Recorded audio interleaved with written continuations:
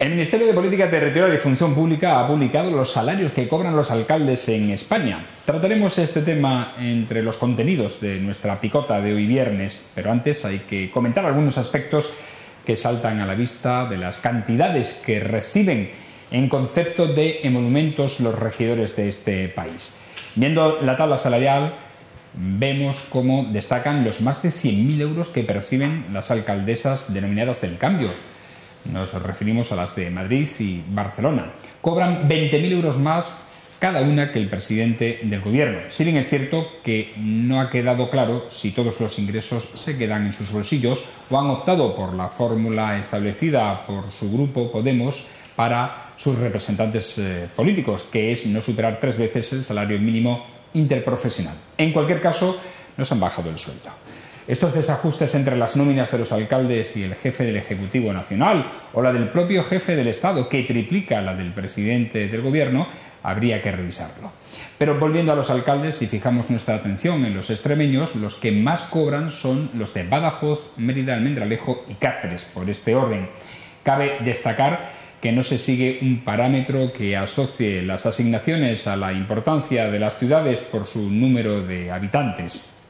Pese a que la administración local es independiente, debería mantenerse una coherencia en función de varios aspectos, de tal manera que no existan discordancias tan importantes como las que reflejan estos datos que se han publicado. En el otro lado están los alcaldes de núcleos poblacionales más pequeños, en los que muchos de ellos deben compatibilizar su cargo con el trabajo privado y no ven compensados económicamente su dedicación, aunque no sea en exclusiva. En cualquier caso, a pocos meses de la convocatoria de elecciones locales, debería revisarse aspectos como este, aunque solo sea por transparencia y salud democrática. Buenas noches.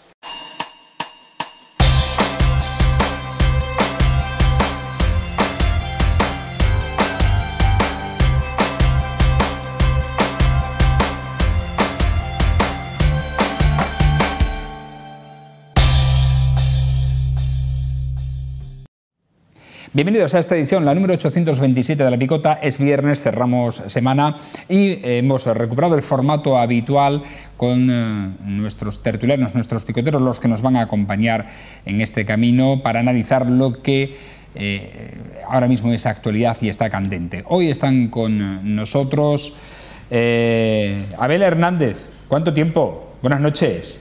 Mucho tiempo y muchas ganas. Nos echabas de menos, nosotros sí te echamos de menos, no sé si tú nos echabas de menos o no. Exactamente igual. Bueno, de hecho, cada vez que os veía, pues recordaba, ¿no? Porque el tiempo es importante recordarlo y volver, tenía ganas, ¿no?, de volver a estar con vosotros. Gracias por estar aquí, igual que Ana Gaviro. Buenas noches. Muy buenas Bienvenida. Noches. Que Ana Gaviro ha estado en la temporada pasada en algunas ocasiones y ahora hemos querido que esté con nosotros de forma habitual. Muchas gracias y bueno, como decía mi compañero Abel, es un placer siempre estar aquí con vosotros y por supuesto cada vez que necesitéis de nosotros aquí vamos a estar. Gracias, Ana. Y Fernando Delgado, amigo, ¿cómo estás? Buenas noches. Muy buenas. Tú eres omnipresente, o sea, eres como Dios, estás en todo sitio.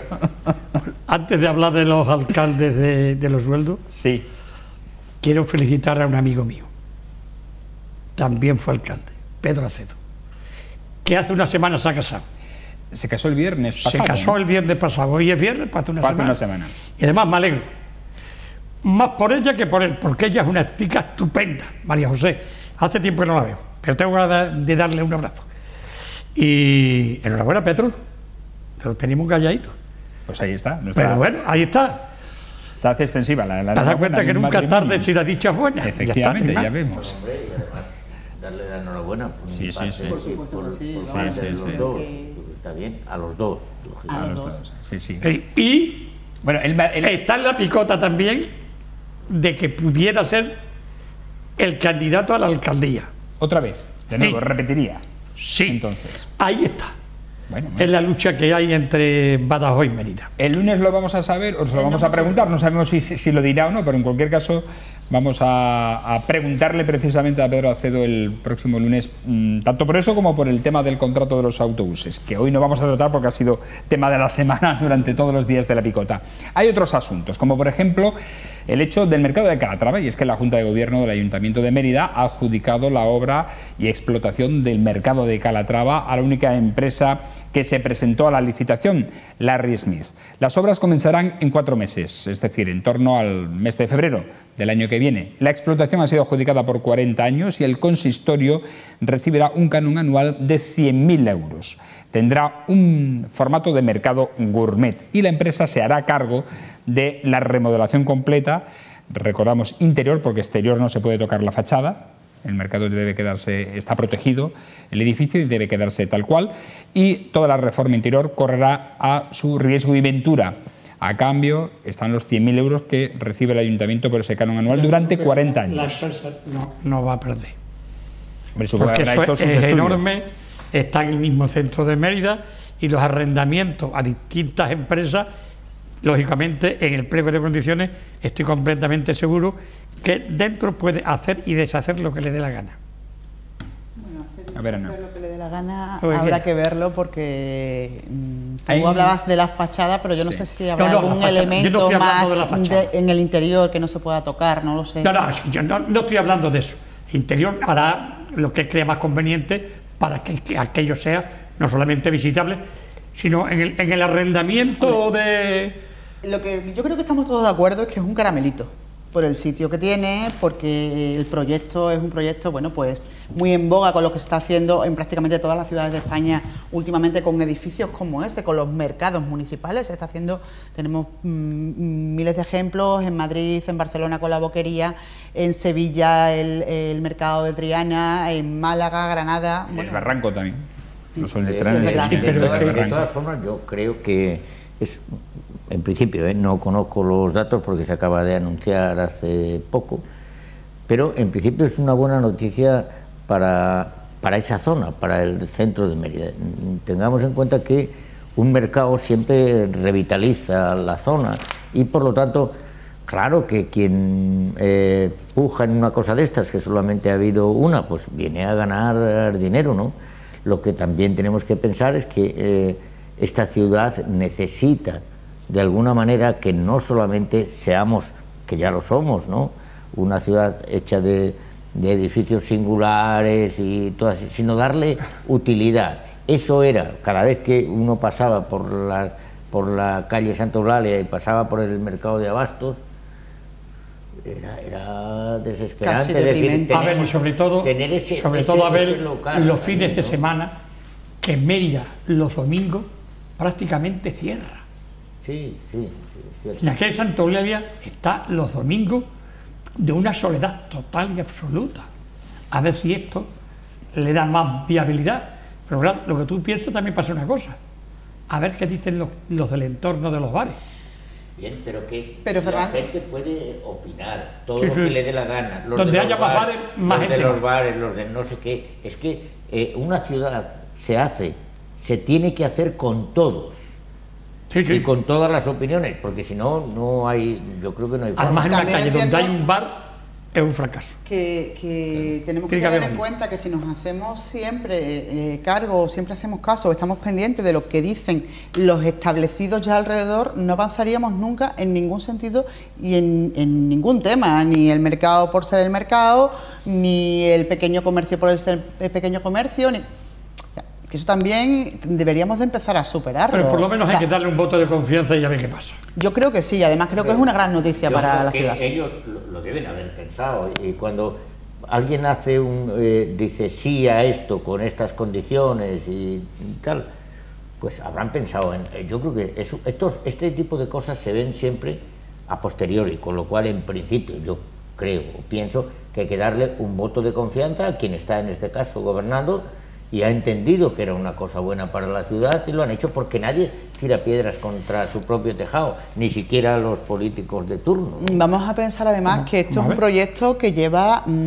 coleando desde hace muchísimos años. O sea, yo llevo 25 años dedicada al mundo del periodismo en esta ciudad y creo que en 25 años habrá sido portada 25 veces, sí, 25 más. Veces al año, quiero decir. Sí. Es verdad, entonces era hora, ¿no? Pues bienvenido sea, vamos para adelante, que 4 meses pasan pronto. Y a ver si puede ser que para la próxima primavera ya podamos empezar a disfrutar de... Aunque sí, para la próxima primavera me parece a mí que pronto. Muy pronto va a ser. Demasiado pronto. Sí. Se ha hablado mucho también del periodo, 40 años. ¿Cómo os parece? ¿Es largo, demasiado largo? Bueno, yo sé que esto obedece a una serie de tablas en función a la inversión que debe desarrollar la empresa o acometer la empresa, ¿no? Según parece, que están ya establecidas. Pero el periodo de 40 años, ¿cómo os parece? Es que, Frank, esto es que si tiene que hacer la obra y tiene que gastarse unos pocos de millones de euros ahí, pues lógicamente la rentabilidad suya es en el tiempo. No, y tiene que revertir también al ayuntamiento. Lo que ocurre, por ejemplo, con los aparcamientos, o lo que ocurre con en lo de Fernández López, el parking. El parking. Tiene que ser con 25 o 30 años para que sea poco rentable. Los autobuses. Pero claro, lo único que pasa es que en muchas ocasiones... A mí no me parece bien que sea tantos años.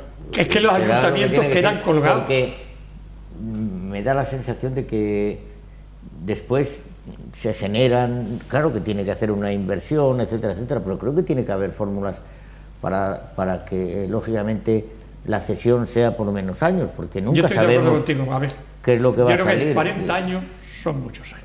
Sí, además le queda a uno esa... Desde luego tú y yo eso de los 40, ya no lo conocemos. Eso de los 40 años... Fernando, gracias. Y sobre todo es que... Gracias, pero yo tampoco. Lo de los 40 años le queda a uno como fijado, ¿no? Sí, podría haber sido 39, no creo yo que poner 40 hubiera cambiado ninguna cosa, emblemáticamente.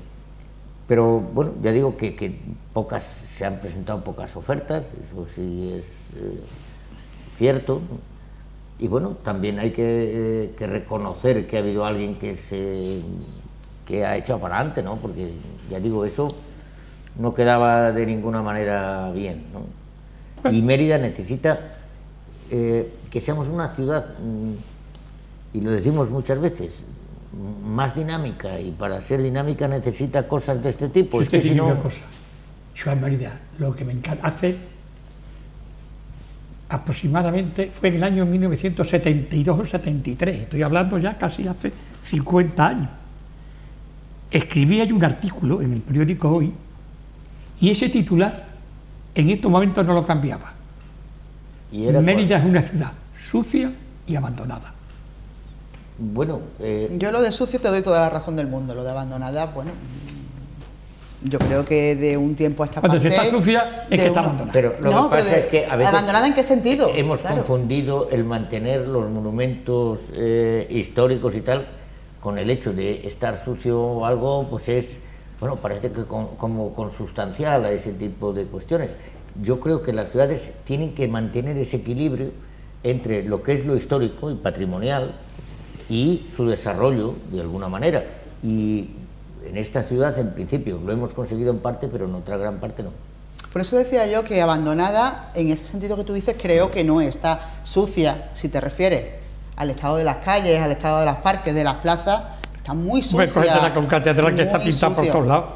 Ya. Y en la concatedral te das una vueltita por Mérida y verás las calles, las casas que se están cayendo. Sí, pero que se están cayendo en el mismo centro de la ciudad. Sí. Si a eso no se llama abandonada, que venga Dios y lo vea, porque esas casas que se están cayendo materialmente, hay que decirle a los dueños, o la tiras tú o la tiro yo. Pero no es tan sencillo, Fernando. Pero más duro es que tengas algo que consideras patrimonial. Te estoy hablando en la plaza Santo Domingo, el famoso convento de San Andrés.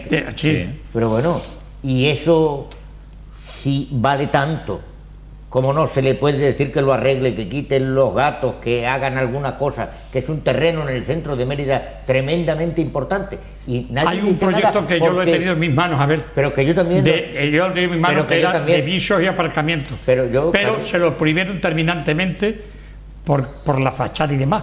porque allí no hay más que la fachada. Pero que se puede salvar la fachada, claro, y hacer lo otro. Pero en cualquier yo creo caso, que ahí lo que hubo es... Pero eso también es una cuestión familiar, de herencias familiares, claro, por eso, con lo cual el ayuntamiento es que poca cosa, es que es verdad que muchas veces al pensar en abandono, Fernando, debemos de pensar en ese tipo de cosas, que el ayuntamiento, aunque quiera, no puede hacer porque son historias en las que son herencias, en las que intervienen 3, 4, 5 partes de la familia. Y el propio ayuntamiento no sabe a quién tiene que... Por ejemplo, es de una persona que es muy amiga mía, no voy a dar el nombre. Sí, el sitio, en la plaza de Santa Clara. La han tenido que tapiar porque el tejado ya se ha caído. Sí. ¿Qué pasa? ¿Que tiene que pasar alguien y matarse para que eso lo hagan adecuadamente? Porque la familia dueña de eso tiene dinero más que suficiente, por lo menos, no remodelarla, es que hay que tirarlo. Bueno, porque se ha caído el tejado. Para hacer una cosa digna. Sí, una cosa digna, aunque sea tapiarla y pintarla. Claro, si yo no te estoy quitando la razón, si es verdad, pero si los propios interesados, que son los dueños, los propietarios del solar, de la casa, lo que sea, no ponen interés en arreglar esa situación por muchos requerimientos que le mande el ayuntamiento llega un momento que legalmente no puede hacerlo porque está atado de pies y manos. Entonces, eso es otra circunstancia, claro, que suele pasar. Suele pasar, y aquí en Mérida pasa mucho. Y tú lo sabes igual que yo, que en la calle El Puente hay un par de casas también que están a punto de caerse también. Y están en pleno centro. Ese es un paso principal. La calle El Puente. Siempre hay, dentro del ayuntamiento, dentro de la Junta, dentro de las instituciones, dentro de la ley, algo que pueda decir, esto no puede continuar así. No están hablando ahora mismo de los solares que hay en Mérida, que van a tener que quitarlos y no pagar, pues lo mismo. Hablaba el ayuntamiento de 20 o 30 solares. Yo le cuento 500 si quiere.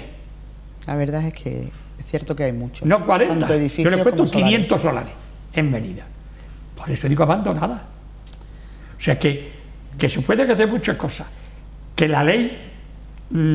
hombre, los buenos juristas que tiene que tener el ayuntamiento, lo lógico es que estudien la fórmula dentro del urbanismo, de cómo se tienen que llevar las cosas, porque muchas veces cuando me encuentro con turistas que vienen y demás, sobre todo la plaza de Santa Clara, que yo la quiero muchísimo, la plaza de los Manuel, que es una divinidad, pues entre unas cosas y otras, esto menos plaza. Antes estaban los melones, pero ahora ya los melones eran una cosa consustancial ya de la plaza, pero ahora lo que hay son mesa y silla independientemente de eso, a tomar por saco. Te encuentras un domingo a turistas, me los he encontrado, es decir, buscando un sitio para desayunar, porque sí que es verdad que esta ciudad se cierra a cal y canto. Y el domingo está cerrado. El domingo está cerrada a cal y canto. Sí. Y yo creo que sí que se pueden buscar fórmulas y tienen que hacerse. Es decir, para dar un servicio, si nos llamamos ciudad turística, a la gente que viene, pero lógicamente eso lleva contrapartidas. Es decir, oiga, cuando yo le pido 6 sillas para poner una terraza, pues a cambio de que estén abiertas las cosas, pero es que al final hay cosas que en Mérida, aquí todo el mundo queremos ser una ciudad turística y que se vaya la gente a dormir al Almendralejo. Sí. Y hombre, no puede ser. Es decir, si queremos ser una ciudad turística, tenemos que alojar a la gente, tenerla, y no pensar solo, bueno, pues eso van a dejar poco y entonces esto no funciona. Porque... Ciertamente, no es comprensible en una ciudad turística que el domingo esté cerrado, que no haya un bar donde desayunar, que no haya una cafetería o que no haya... Y yo les entiendo de los negocios y no saco nada, y no tengo ni para no sé si habéis ido a Toledo. ¿Y sabes por qué cierra el centro? Todo. El domingo, ¿sabes por qué cierra el centro? Todos los establecimientos y todos los bares y restaurantes. Porque pierde. Cierra la Junta. Porque pierde, pero bueno... Claro. No, cierra la Junta de Extremadura, que está... Hombre, y no vamos a hacer... Pero ¿y qué quieres tú que vengamos todos a desayunar? En Morería, que se hiciera parte de la Junta, porque si sale la ciudad entera de, como está ahora el tercer milenio, la ponen en otro sitio, Mérida se muere. Pero que de alguna manera tenemos que creo yo, que se tiene que ganar, hacer cambiar esa dinámica, sí, porque no tenemos que poner todo en el centro. Eso es lo que nos ha pasado, tanto poner cosas en el centro. Si se cierra la Junta, como dices tú, pues resulta que ya no viene nadie, ya se ha acabado la ciudad. Es decir, vamos a poner intramuros y extramuros. Pues si los extramuros están extraordinariamente. A ver, bueno, claro, si está en la zona sur, por ejemplo, Frank y yo, que nos gusta de vez en cuando ir a los barrios a tomar una copa, hay mejores bares que en el mismo centro de Mérida. Pues, pero ellos te dicen, sí, pero los del centro salen los funcionarios a tal hora y no vienen. Si es que es el problema de esta ciudad, bajo mi punto de vista, es decir, buscar el equilibrio de lo de dentro y lo de fuera. Hay una en la novela de Luis Martín Santos, Tiempo de silencio, dice que una ciudad son las vísceras de un caballo puestas al revés. Es decir, si fuéramos capaces de ver las vísceras de un caballo y no creernos que somos el caballo, lógicamente entenderíamos cómo circula todo eso, pero claro, eso es complicado. Es decir, hay que ser... vemos la del cerdo cuando entonces la antigua matanza que se parecía mucho. Que se parece mucho, vale, de acuerdo. Bueno, por cierto, sabéis que estos 2 días, este jueves y viernes, se viene celebrando en el Centro Cultural Alcazaba el primer congreso de periodismo y migraciones, que reúne a periodistas, editores de medios y escritores de distintas partes, pues, del mundo. El congreso está organizado por la Fundación Por Causa y cuenta con la financiación de la Agencia Extremeña de Cooperación Internacional, AEXCID, para el Desarrollo, cuyo director general, Ángel Calle, ha destacado el papel clave que juegan los medios de comunicación en la construcción de narrativas positivas sobre las migraciones. Al acto de inauguración asistió el alcalde de Mérida, Antonio Rodríguez Osuna, que aprovechó la ocasión para recordar que el Centro de Acogida, Emergencia y Derivación de Personas Migrantes, ubicado en el albergue juvenil El Prado de Mérida, no cuesta nada al ayuntamiento.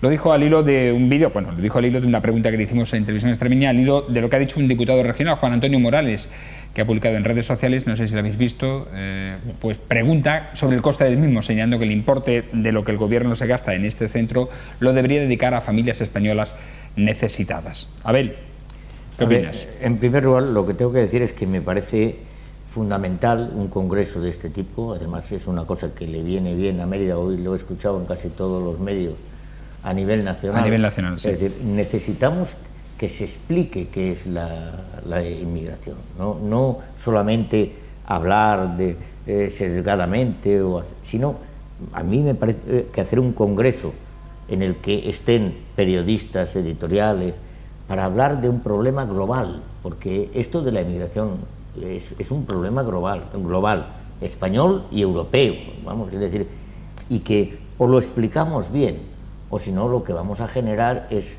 niños que han oído decir esto, niños que han oído decir lo otro, y de alguna manera es erróneo, yo creo que erróneo en parte, sobre todo porque estamos hablando de una Europa tremendamente vieja, una Europa que la mayoría somos mayores, ¿no?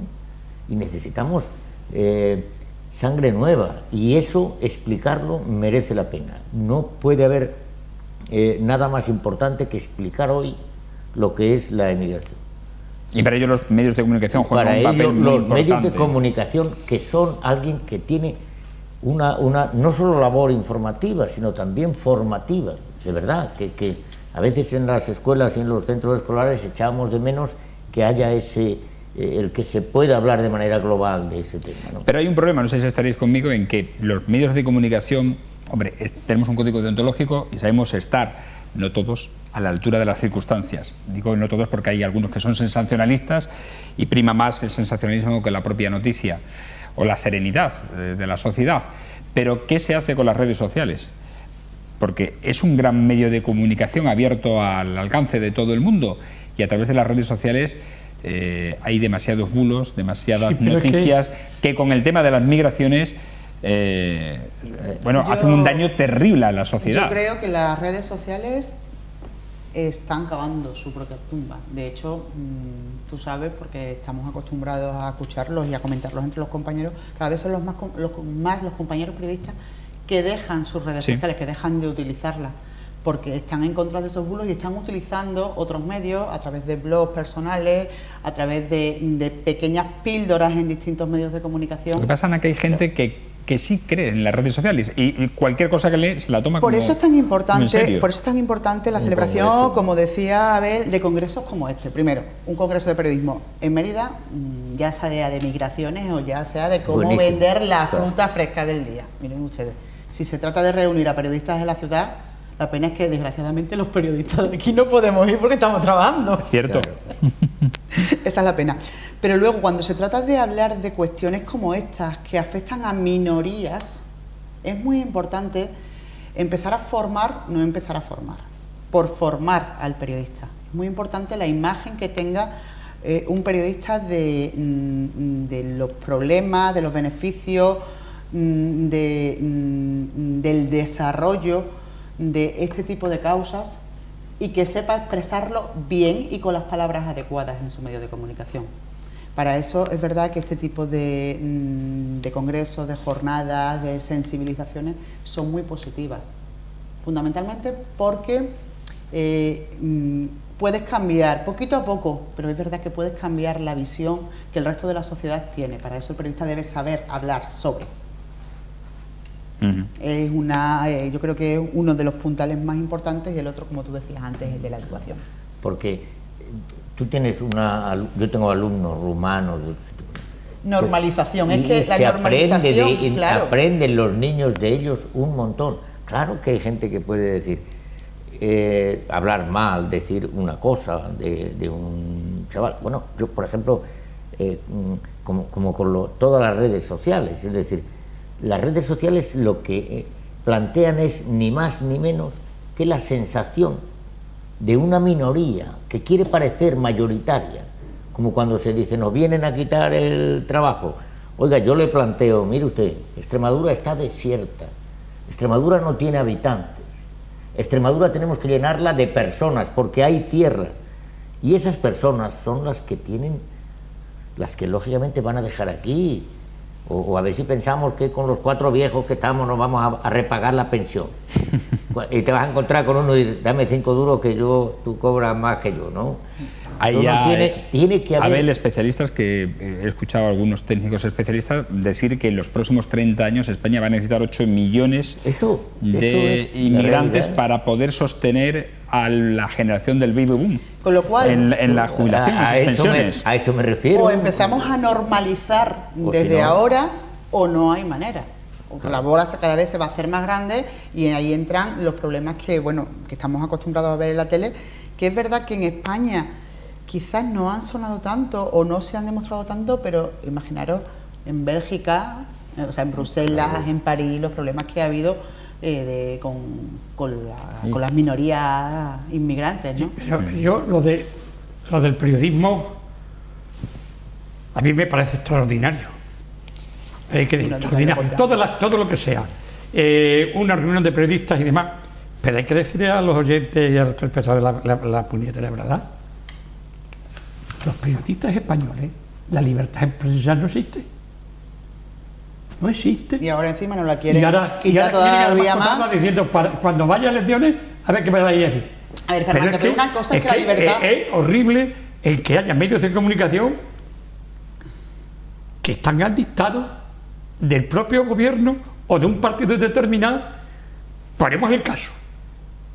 ¿Os imagináis a vosotros, por ejemplo, el canal 3 de Cataluña, cualquier cosa que pueda decir tan solamente en contra de este país? La única que he visto con 2 ovarios, por no decir otra cosa, es Arrimada, que es la única que ha cogido una bandera de España en el Parlamento. Esa coge la bandera de España y la de la que sea. Y se envuelve en ella, pero para no decir nada. Sí, decir, solo pero dice estos son mis intereses. No. Aquí estoy yo. Habla de sus intereses. Y los periodistas, algunos de ellos hasta la critican. Y algunos de ellos... Pero el periodismo, la reunión que aquí se ha tenido, a mí me parece extraordinaria, porque una reunión de periodistas siempre es bueno. Siempre conectar con los compañeros, hablar de ello es bueno. Pero hay una cosa que habéis hablado vosotros y a mí me da pánico, que son las redes sociales. Las redes sociales, yo hoy día, querida amiga y compañera, pasa una cosa. Las técnicas son tan extraordinarias que se puede hacer de todo. ¿por qué uno puede escribir en cualquier red social con un anónimo y te puede poner a caldo, aunque no sea verdad, y tiene que ser muy gordo, muy gordo, muy gordo, para que vayan a por él? Fernando, yo creo que es que tú estás confundiendo dos temas. Una cosa es el miedo a las redes sociales, que obviamente lo tenemos todo el mundo, los que sois abuelos, los que somos padres, los ciudadanos en general, y otra cosa es la falta de regulación de las redes sociales, que ese es otro tema, que es por donde tú dices. Es que es verdad que en España falta una regulación seria Totalmente. del uso de redes sociales. A lo mejor el día que tengamos esa regulación seria de las redes sociales, junto a otros movimientos que hay, lo que comentaba antes de compañeros periodistas que las están abandonando y están utilizando otros métodos para ponerse en contacto, para servir sus contenidos, pues a lo mejor la cosa empieza a cambiar, pero yo creo que lo primero que necesitamos es una regulación. ¿Qué pasa? Que con el tema de las regulaciones, no me negaréis que la regulación siempre va por detrás en este país. Sí, siempre. De la realidad. Pero un diputado regional, ha sacado algo en las redes sociales. Que las redes sociales no son anónimas. A veces son con nombres y apellidos, como los del diputado Juan Antonio Morales, de otro partido, o que acabará en otro partido, o como sea. Y por lo tanto él está buscando también su protagonismo, su rédito electoral en las redes sociales. Pero sí, con nombres y apellidos, Abel, adelante. Sí. Yo me acuerdo, cuando estaba escribiendo Los Pecholatas, en la última sesión, le dije al director del periódico: si hay un solo comentario después de mi columna, no escribo. No escribo. Pero también hay... Porque no hay igualdad de condiciones, exacto. Pero sí, porque no estás dando tu nombre. En el primer Pecholata pusieron a un amigo mío, más o menos, que tenía una querida y que cosas de esas, ¿sí? Pero que también hay lo contrario, que un periodista o una periodista saca una noticia, es decir, sin contrastar, absolutamente, y se esconde detrás de la redacción, y llamas al director del medio y te dice primero, pero si pero déjame que te diga, es decir, un periodista de un medio de comunicación de Extremadura publica lo que le da la gana cada día, y cada ciudadano tiene la posibilidad de decirle sin nombre, porque la otra persona firma como redacción. Entonces, ¿qué? Es que las redes sociales a veces son con nombres y apellidos. Hay un poder en el periodismo que lógicamente se tiene que ganar.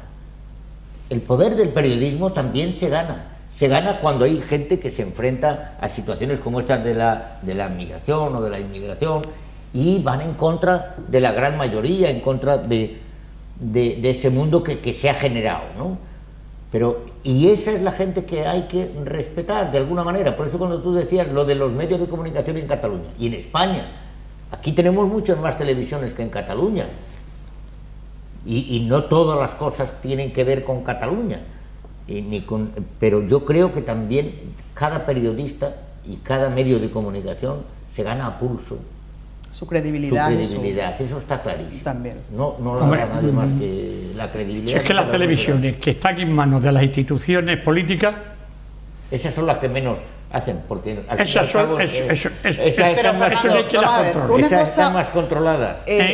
Una cosa es la línea editorial del medio, y otra cosa es que el periodista, o sea, que yo, que soy periodista, sepa hablar, tenga un conocimiento mínimo, sepa utilizar el lenguaje adecuado para hablar de migraciones, para hablar de pobreza, para hablar de discapacidad.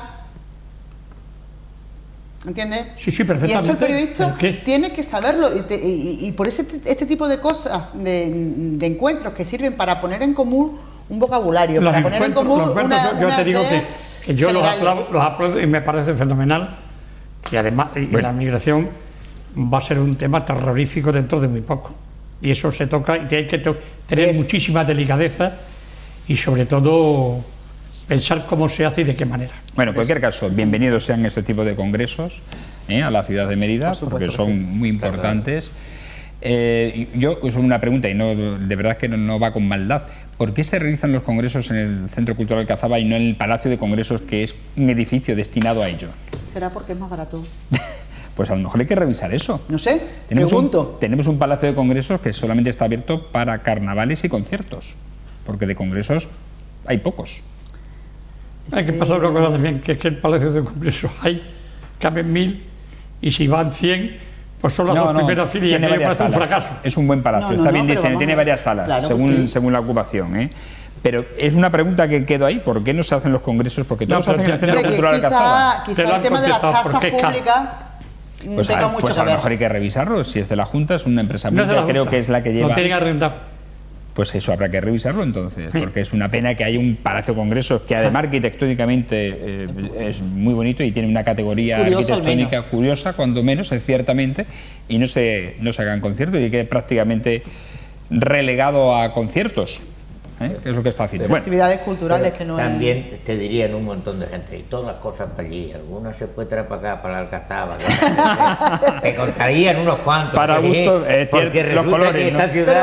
Pero volvemos a lo para de gustos antes. los colores. En el centro de Mérida, en el Alcazaba, claro que así los que vienen al Congreso están cerquita de los monumentos, podemos enseñar en la ciudad, y al final terminamos todos restringidos al centro. Al centro, sí. Bueno, nos quejamos de aparcamiento, de tráfico, de los emolumentos de los regidores extremeños.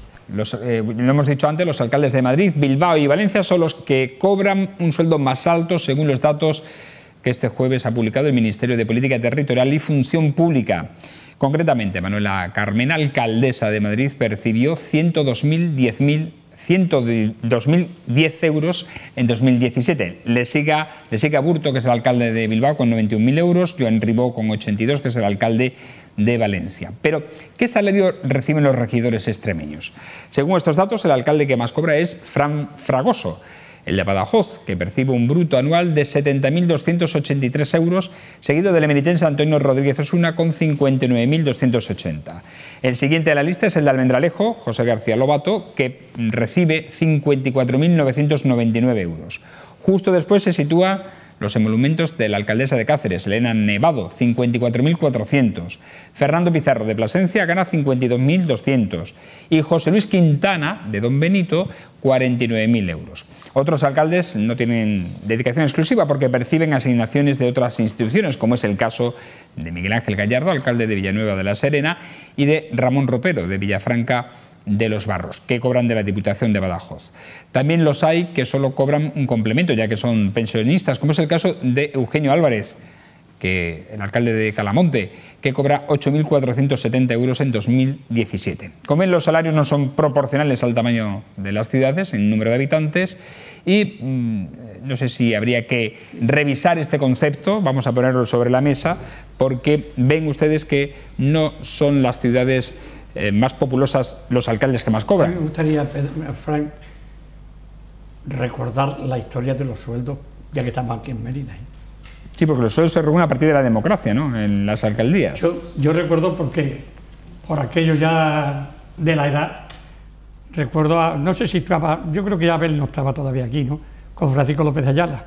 No, yo vine en el año 81 y con Vélez. 81, ¿no? Bueno, pues en el año no cobraba ningún. Después vino Manuel Sanabria Escudero, tampoco.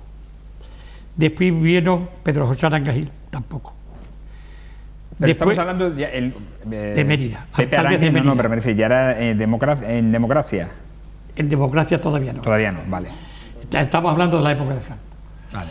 Pero tengo una anécdota de la democracia. ¿Y a partir de la democracia? A partir de la democracia ocurrió lo siguiente.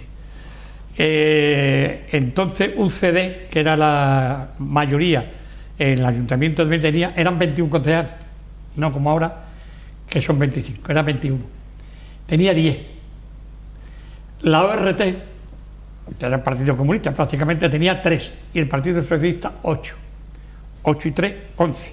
Por lo tanto, en el primer pleno, alcalde Martín López era. Pero el segundo pleno, que eso yo creo que Abel no lo vivió, pero es el pleno que yo más he sufrido, que lo recordaré toda mi vida y que destrozó a mucha gente. Porque el primer pleno aquel, en la que se ponía de sueldo a Martín López era un sueldo, hubo una votación. Y rompieron la libertad de voto 2 concejales del PSOE. no quiero darle nombres. Uno de ellos ha desaparecido. La disciplina de voto la rompieron dos consejeros. La rompieron. Y no hubo sueldo ya en la democracia para Martín López Hera. Y lo que iba a contar, que no sé si todos sabrán la anécdota, a ver, se levantó un señor que era padre de un concejal del PSOE y le dijo: de aquí por delante tú ya no eres mi hijo. Porque votó en contra. Tú no puedes votar en contra del partido por mucho que tú lo creas. Olvídate de que tienes padre. El pobre mío es como si le hubiera caído encima la concatedral o la basílica de Santa Eulalia. No pudo levantar cabeza más en su vida. Se fue del ayuntamiento al poco tiempo, el otro también se fue, o lo echaron, más que le buscaron la vuelta para echarlo, y después ya de esto ya se puso el sueldo a Martín López Hera. Pero para llegar a ese sueldo, esta es la anécdota que queda ahí. No pudo levantar, después a ver, ya se lo contaré, se lo diré después, cuando terminemos, jamás levantó cabeza. Yo iba de vez en cuando a verlo, a charlar un rato con él, a tomarme una copa, y siempre me decía el mismo: Fernando, me muero y no levantaré cabeza. Y si ha muerto, sin levantar cabeza, después de aquel pleno, por un sueldo de un alcalde de Mérida. Año 77, supongo, 78. Sí, 78, 79, no me acuerdo. Ahora mismo. Pero de todas maneras. ¿Tú sabías? Que el caso lo sabía. Sí, sí, lo he oído contar. Pero lo que yo quiero decir es que a veces le ponemos demasiada importancia a una cosa que se llaman los sueldos de los cargos públicos. Hombre, permitidme que os ponga yo encima de la mesa los sueldos de los banqueros, a los que se ha rescatado con miles de millones de euros y no nos han devuelto ni una sola peseta, a gente que ha sido capaz de hacer cosas impresionantes durante... Pero a ver, perdona, yo creo que se está criticando la cantidad de los sueldos, sí, sino la discordancia que hay entre unos y otros. ¿Por qué el jefe del Estado cobra 3 veces más que el presidente del gobierno? Por ejemplo. Pero ¿por qué no cada institución, es decir, cada ayuntamiento, yo soy de un pueblo pequeño, es decir, fija el sueldo de sus concejales en dedicación, no solo en dedicación, hay gente que hace muchas cosas, sí, y gente que no hace nada, que solo sigue siendo alcalde y punto, y eso se ha establecido por lo que gana, por lo que no sé qué, y los ciudadanos tienen fundamentalmente una forma de cambiar los sueldos, no votándole. Si piensa que su alcalde gana mucho y que eso no es lo que merece, no lo votan y punto. En cambio, en otras instituciones... Pero da igual, en las siguientes elecciones llegará otro y tendrá el mismo sueldo porque está establecido ese sueldo. No, hay mucha gente que coge y dice, bajábamos, porque a mí me parece, no, es que fulanito cobra menos porque cobra por otro sitio. Bueno, pero está cobrando, ¿no? Es decir, pero tú te pones a ver la lista, un pueblo de Ávila, Tornadizos, que lo conozco, bueno, hombre, es que los habitantes que tiene Tornadizos, y bueno, a ver... Es que es curioso, es decir, depende. Es que no este gana más y no sé qué. Y resulta que este va todos los días a trabajar y se aguanta lágrimas de todos los vecinos, los tiene que oír llorar allí todas las mañanas y luego marcharse. Yo probablemente no hubiera hecho este ejercicio. Y otras personas, lógicamente, no hacen nada, van a visitar las grandes instituciones, traen obras importantes y ya dice todo el mundo, joder, claro, se les ve mucho. Se merece eso. Es que no es solamente eso la cuestión. Es como si... ¿por qué un profesor cobra más que otro? Claro que los hay. Porque tienen sus trienios. A un médico que tiene trienios y sesenios y... Bueno, pero eso también y le diríamos, Abel es otra circunstancia. Pero, ¿y cómo sabemos si la antigüedad? Pero ¿cómo sabemos si estos los tienen o no los tienen? Que es que hay muchos de estos que tienen trienios y sesenios. Entonces, eso explica lo que yo voy a contar ahora, ¿no? Claro. Un ejercicio, decía antes, que no lo hubiera hecho si no nos hubieras mandado el listado, pero claro, nos has puesto deberes. Claro, y a mí me ha hecho mucha gracia, probablemente es por lo que diga Abel, el alcalde de Guadiana del Caudillo, con 2.544 personas, habitantes, según el censo de 2016. cobra 35.500 euros al año, la mitad que el alcalde de Badajoz. ¿Y el de Lobón? ¿Cuánto va? ¿Cuánto? Pero Lobón tiene más habitantes. 2.800 habitantes. No sé, a mí es que me ha salido de ojo el Guadiana del Caudillo. Cobra más que el de Montijo, por ejemplo. Es el de Montijo una ciudad más grande, más importante. Habitantes y cobra 800. Vale, pero bueno.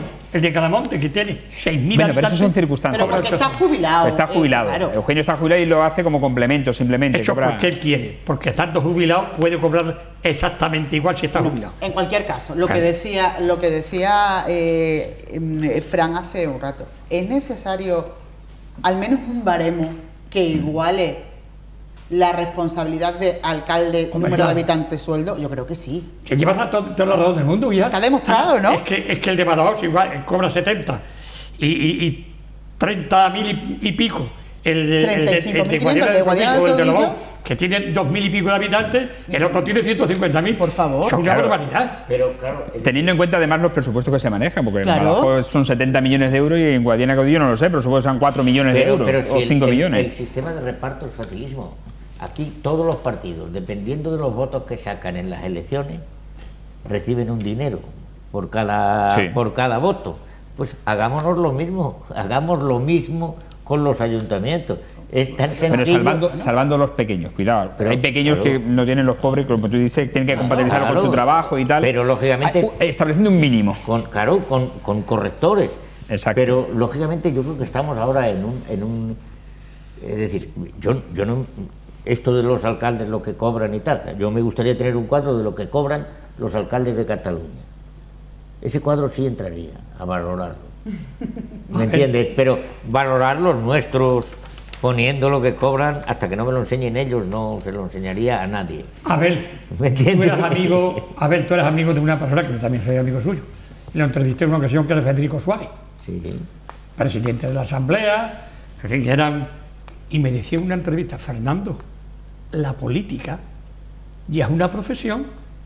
Sí. Claro. A mí no me parece mal que los alcaldes cobren, es que creo que deben cobrar, indudablemente. Yo no estoy hablando de que no, digo que ya es una profesión, pues claro, un individuo que no tiene, que no ha cotizado en su vida, le dan 5.000 euros al mes, cuando se lo quieran quitar muerde, para seguir en la política. Se hace ya una profesión. Es que aquí en Extremadura, Abel y yo, que somos los mayores, perdona Ana, eres más jovencita. No, perdón, no, gracias. No, lo que tiene es la suerte. Claro, lo que tiene es la suerte. Cuando salga de aquí hoy, Fernando, voy a tener 18 otra vez, como sigas así. No ha vivido lo nuestro, Abel, que eso hay que vivirlo. Y tú y yo conocemos de gente que llevan 30 y tantos años en la política. Como única profesión. Ese es otro tema. Pero de diputado en Cortes. Sí. Más de 30 años. Bueno, yo digo que hay aquí unas discordancias importantes que habría que arreglar. Hay que analizar. Yo estoy totalmente de acuerdo con Abel en eso. Por número de habitantes. O por votos. Por votos. O sea, se hace. Claro. Pero claro, por votos hay que tener cuidado, porque claro, hay que poner un baremo. Porque entonces el de Badajoz con 150.000 votos se dispara. Claro, lógicamente, por tramos de ciudades. Es que los ricos siempre serían alcaldes, que es como era antes, eran alcaldes los ricos. Para que un pobre pueda ser alcalde le tiene que dar unas perrillas. Tan rico como el pobre mío de Pedro José Aranquejil, que sí lo era, y tuvo que vender la farmacia para poder tirar para adelante. Pero que me refiero que hay el único político que conozco que hay gente que necesita que se le pague por su trabajo, su dedicación. ¿Y por qué la profesión de político va a ser mala? No, para nada. No, malo no es. Porque hay gente que no la ejerce. Y habría que analizar. Hay gente que no la ejerce porque no tiene los votos. Estamos hablando de los alcaldes, pero un momento, Fernando, hay otra circunstancia también que no está aquí y que no la conocemos, que son los salarios, los sueldos de los que llevan las empresas públicas. Claro. Ostras, si nos fijamos en lo que cobra el presidente de Radio Televisión Española, pues ahí ya te duplica el sueldo del presidente del gobierno. Ahí ya te vas a otro sitio, claro. Y eso habría que analizarlo también. Salvando las distancias, se da entre la mayoría de los alcaldes de las ciudades grandes, vamos a incluir hasta Badajoz y Cáceres, y Mérida incluso. Lo comparas con la presidencia del gobierno y dices, Es que no me sale a cuenta. No me sale a cuenta. Yo ya que aprovecho... El presidente del gobierno de España, se llame como se llame...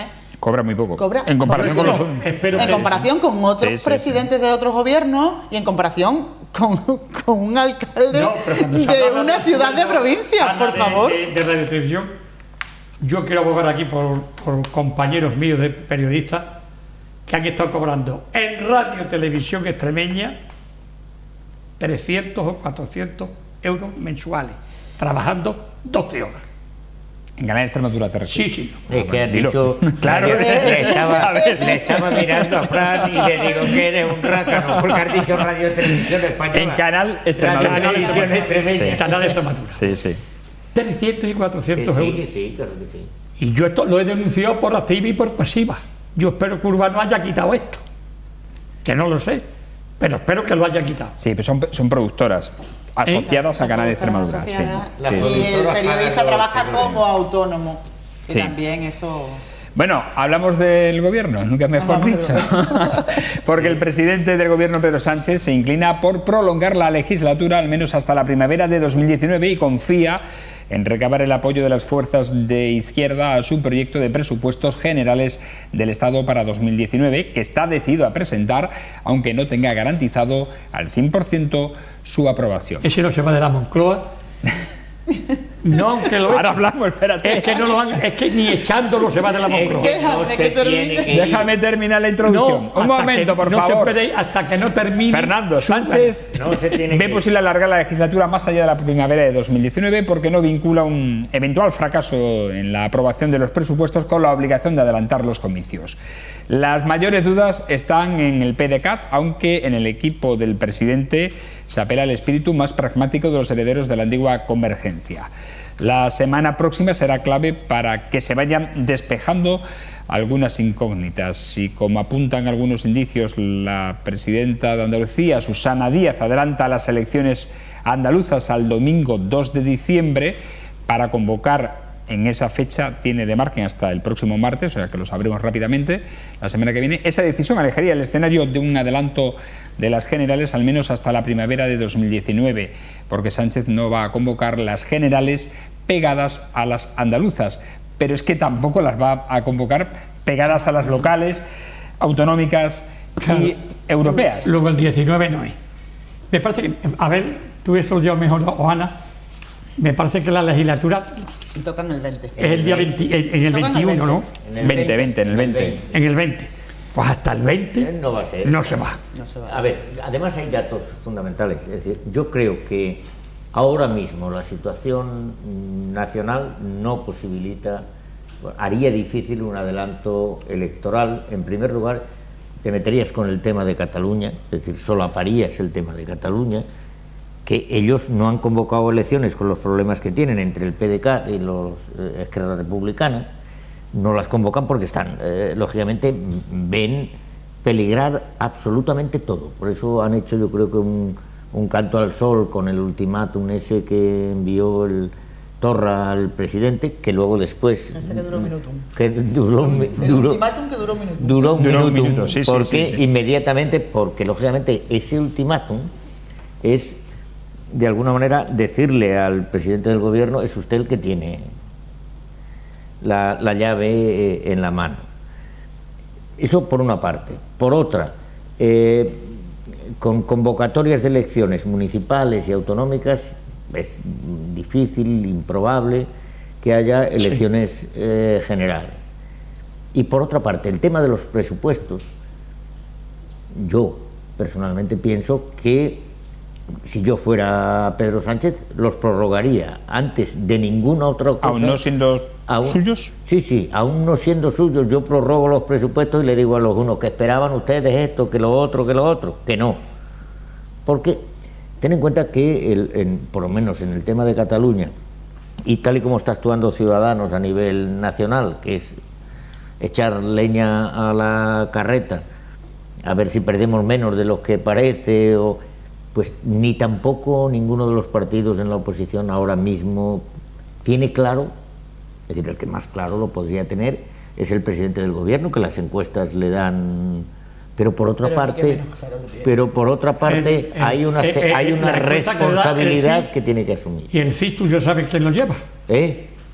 La encuesta que le da el CIS, el Centro de Investigaciones Sociológicas, hace una cocina que le da la gana lo que le dé. Pero que lo llevan haciendo 40 años, hasta Franco hacía la cocina, claro. Y yo tenía que irme a sentar allí haciendo de pinche, no te digo. Vamos, hombre, ahora no vamos a hablar de la cocina. Claro, pero te digo que estas son las cocinas, que la han hecho desde Franco, claro. Bueno, pues pero que siguen haciendo. La cocina. A mí lo que me da, por ejemplo, me da una vergüenza, y yo tengo que decir,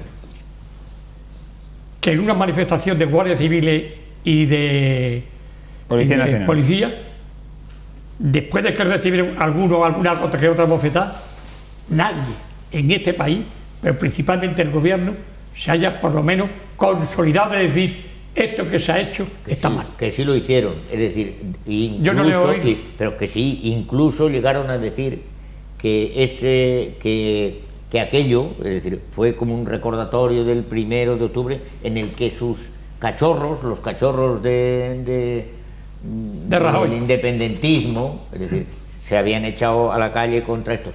También es verdad que ha habido luego debates sobre el sindicato de policía, no sé qué, no sé cuál, pero aquí estamos en un debate, en ese caso, no solamente hablando de los cuerpos de seguridad nacionales, sino de su posición en Cataluña, y entonces eso desvirtúa un tanto las cosas. Por eso cuando escuchas hablar a Rimadas, es decir, a veces es que lo que están es diciendo, ustedes no son España, y no puede decirse eso nunca, porque esos son España y se tiene que hacer en un referéndum nacional, no autonómico, porque no le puedes decir a nadie que no es de los tuyos, porque lógicamente le estás echando. Es como cuando la gente dice, ¿tú qué eres, español? Y le está diciendo... A mí que Arrimada saque una bandera de España me parece extraordinario. ¿Qué quieres que te diga? Pero que las banderas solo y sencillamente... Y Z a su lado y no la aplauda, y sin embargo tienen los lazos amarillos y los aplaude todo el mundo. Pero Fernando, que los símbolos solamente tienen un sentido, solo uno, para unir. Si un símbolo divide, no vale. Y ya está bien, es decir, la gente que se arropa con la bandera, yo me arropo con una manta, y todo el mundo se arropa con una manta y unas sábanas. La bandera no me arroparía nunca con ella, y por eso no soy menos español que nadie. A ver si aquí el ser español o no lo va a dar otra cosa. No. Yo me he arropado muchas veces con la bandera española yendo a un partido de fútbol o algo así, y estoy encantado en arroparme con la bandera española. Bueno, vamos a ampliar el abanico de opiniones. Vamos a dejar hablar a Ana sobre este asunto del adelanto electoral o no. Si Pedro Sánchez no convocó elecciones nada más llegar a la Moncloa, tal y como había prometido en la moción de censura, no las va a convocar hasta que no termine la legislatura, pase lo que pase. Da lo mismo que haya dos ministros cesados, dimitidos o fuera de juego, otros dos prácticamente pendientes, igual, ahí en la cuerda floja. Yo creo que no va a convocar, él va a seguir, tú lo decías antes, le ha gustado, se siente a gusto en la Moncloa, va a encontrar unos jardincitos buenos para correr, va a pasearse con el perro.